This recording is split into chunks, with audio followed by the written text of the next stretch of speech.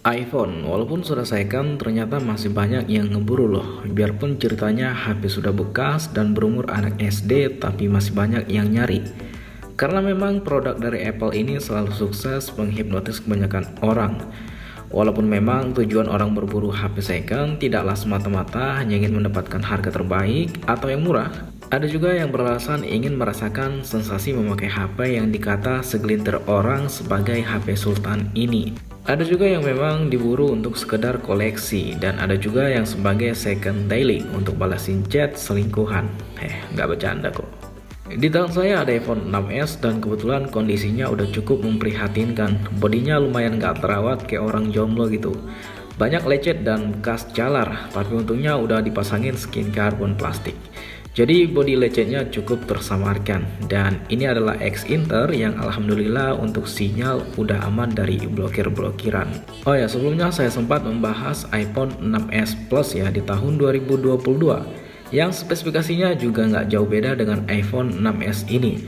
Untuk videonya teman-teman bisa lihat di sini. Oke, kita nggak perlu terlalu banyak membahas desain HP ini karena saya memang sudah cukup bosan bahas HP ini terus. Tapi ya mau gimana lagi, sudah kebutuhan konten. Untuk desain HP ini sama dengan iPhone 6 series lainnya, baik di bagian list, pemilihan bahan bodi, dan garis antena. Hanya mungkin berbeda di beberapa bagian saja. Untuk bagian cover belakang terbuat dari bahan full aluminium, begitu juga dengan framenya, yang menggambarkan kesan kokoh, kuat, tapi kalau Anda coba bengkokkan, HP ini akan bengkok sih pastinya. Untuk bagian belakang masih seksi bagi sebagian orang karena ada logo Apple-nya. Tapi kalau untuk saya, desain kayak gini saya rasa udah tertinggal ya di tahun sekarang. Di bagian depan tentu masih diisi dagu yang sangat tebal, baik di bagian bawah, atas, dan kedua sisinya.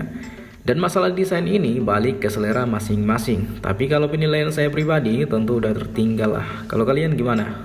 Oh ya, HP ini masih punya tombol home fisik yang harus ditekan, nggak bisa disentuh doang.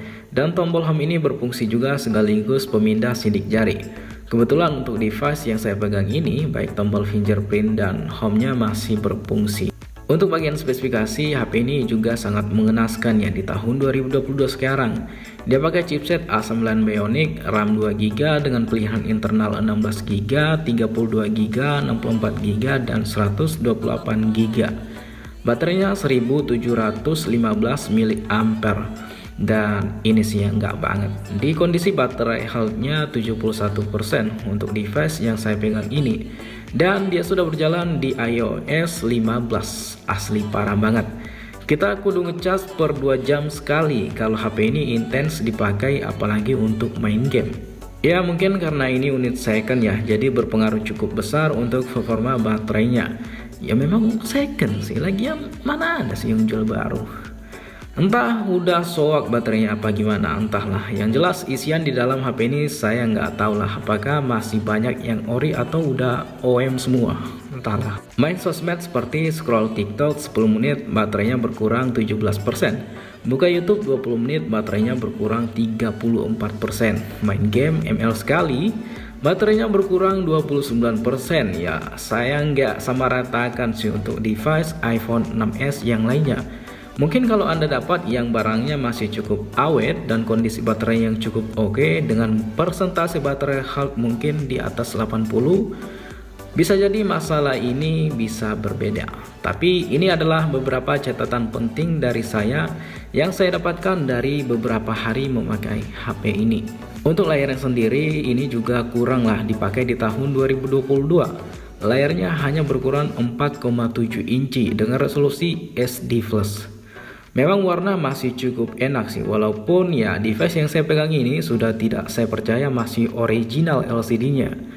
Kebutuhan nonton film masih cukup lah bagi Anda yang tidak masalah dengan ukuran layar kecil seperti ini. Atau Anda memang yang sudah terbiasa melihat layar kecil seperti ini nggak ada masalah sih. Kecuali memang Anda yang sudah terbiasa dengan ukuran layar 6,5 inci ke atas. Untuk software sendiri, iPhone 6s ini beruntung seperti iPhone 6s Plus yang masih mendapat update iOS 15. Dan untuk versi iOS-nya sendiri ini sudah mentok ya di iOS 15, nggak kebagian update iOS 16 yang terbaru. Karena update software yang dikasih iPhone di HP ini sudah 7 tahun dan itu saya rasa gila sih. Untuk responsivitas layarnya juga masih cukup oke di tahun sekarang. Ini main drum masih cukup enak ya, pots delaynya nggak ada delay sih saya lihat.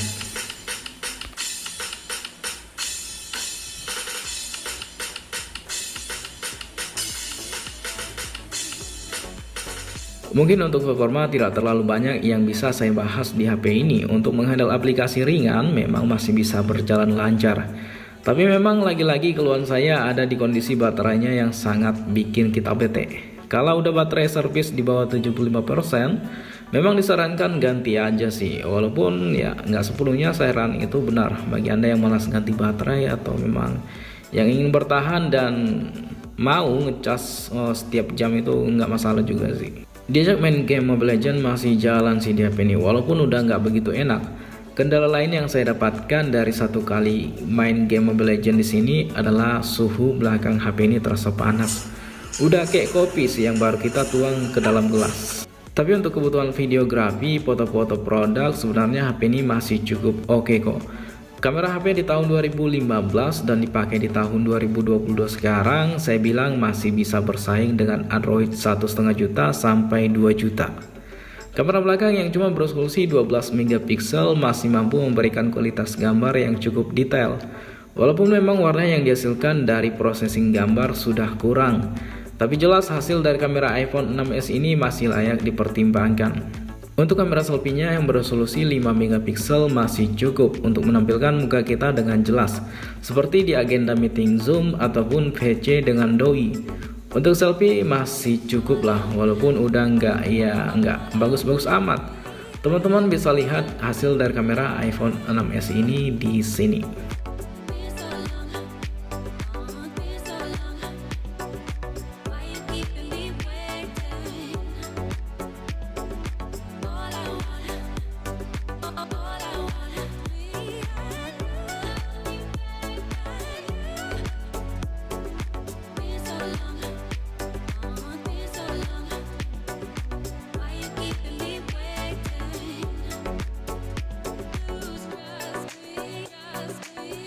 Ya oke, ini adalah kamera belakang dari iPhone 6s di resolusi 1080p 30 frame per second.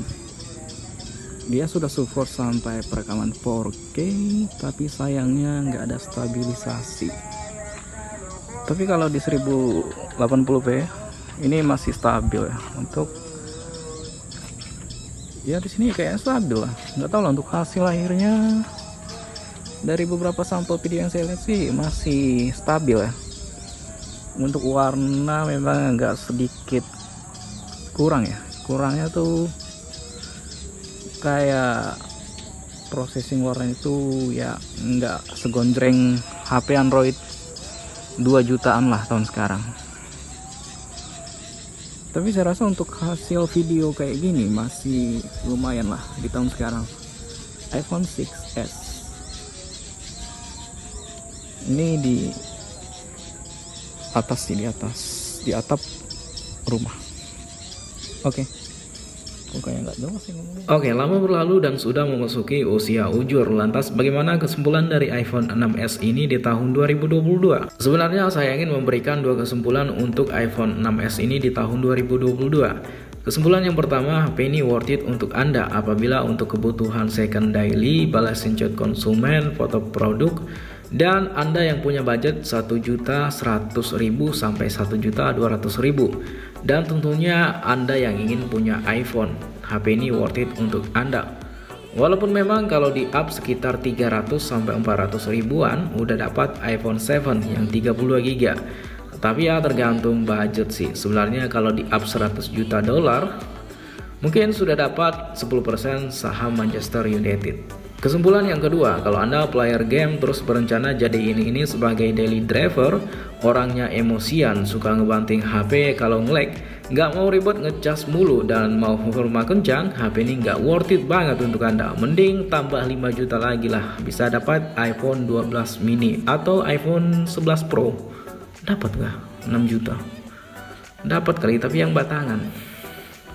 Jadi kesimpulan yang paling serius dari pembahasan kali ini adalah HP ini worth it bagi Anda yang sesuai dengan kebutuhan yang saya sebutkan di atas. Dan HP ini nggak worth it untuk Anda yang saya sebutkan untuk poin kedua di atas. Itu aja sih.